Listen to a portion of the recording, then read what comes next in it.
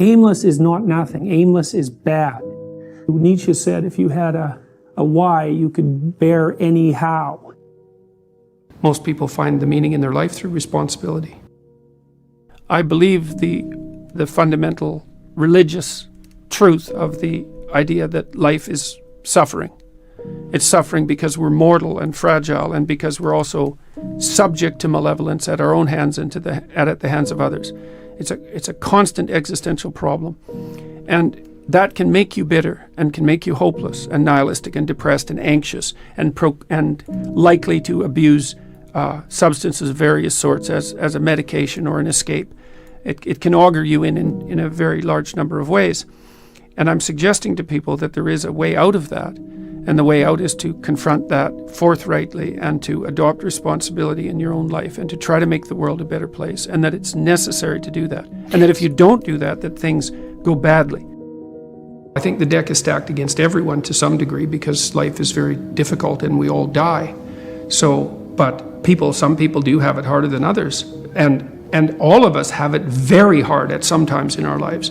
It's like, well, what's the alternative? You take responsibility for that and try to struggle uphill, because the alternative makes everything worse. Find something in your life that's so worthwhile doing that the fact that you're going to suffer is justifiable. Yeah, life's rough, no doubt about it. And if good luck comes your way, then you should be grateful for it. And if happiness manages to manifest itself, you should be grateful for that too. So then you might ask yourself, well, what's the best antidote to the discomfort of life? And you might say, well, it's comfort. And I suppose that's what you act out when you swaddle a baby. But a better antidote is something like adventure to excellence.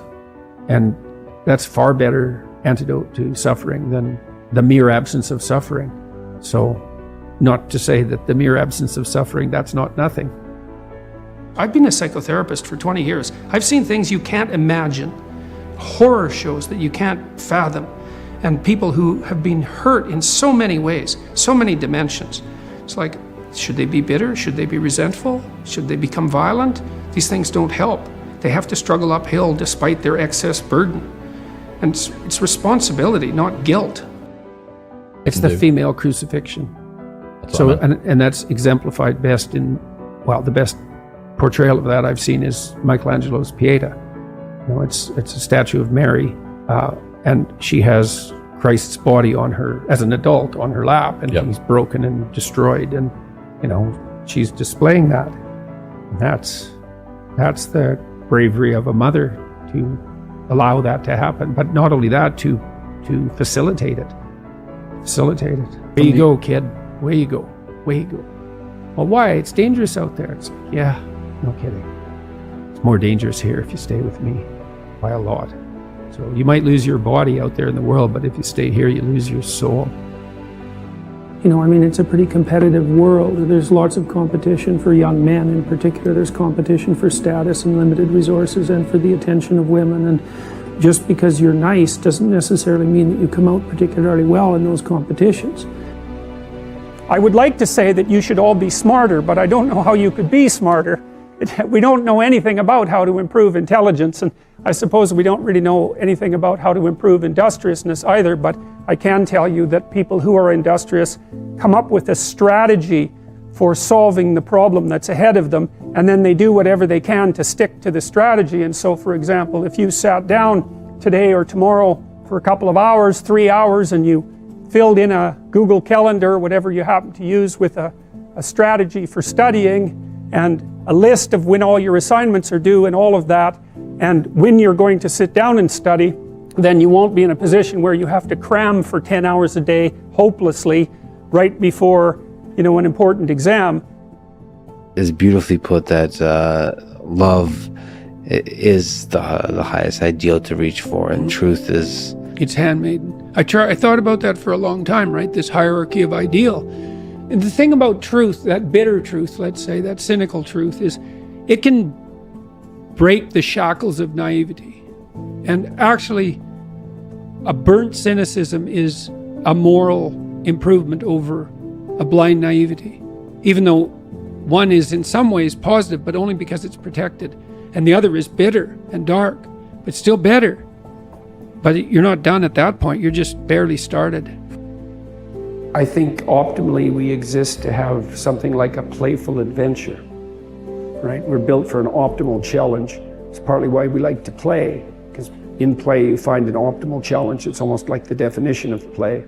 And so if you can organize yourself and the world optimally, then you have adventure.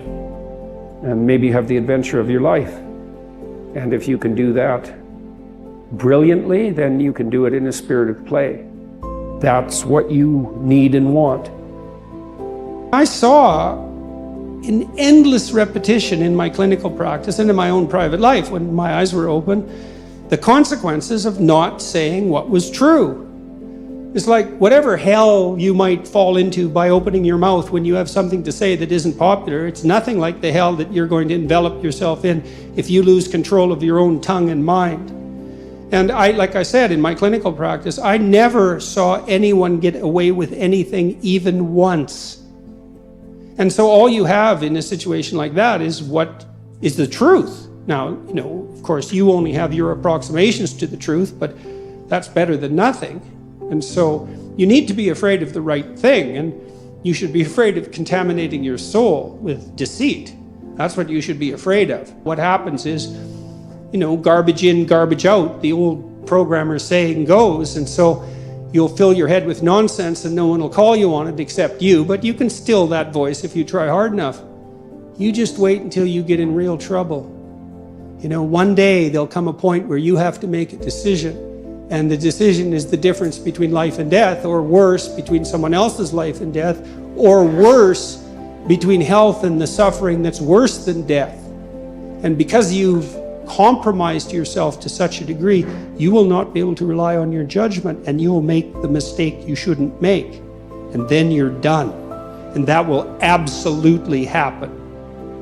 Yeah, well, you set what's great against what's tragic. Yeah. What else could you possibly do? And so then you say, well, how do you find what's great in your own life? And part of that is you watch. It's like, when is it that I'm doing something that alleviates my suffering? Right? It's you have to ask that question to yourself honestly. One of the things you have them do is say, well, why don't you just watch for a week? Like, watch yourself like you don't know who you are, and just see when you're not quite as miserable. Yeah. And then let's see if we can figure out what it is about what you're doing in that situation that's lifting the gloom. It's like, okay, there's something in that that's curative, right? And that's something in that that's curative is related to, well, you might say your purpose. It's like maybe part of the reason you're depressed is because you're too isolated. Well, now we can work on that. So let's see if we can increase the amount of time you're spending with your friends by like 20%. Or maybe you need a couple of new friends. Or maybe you need to work on your comic material, because you can set that against the tragedy of life.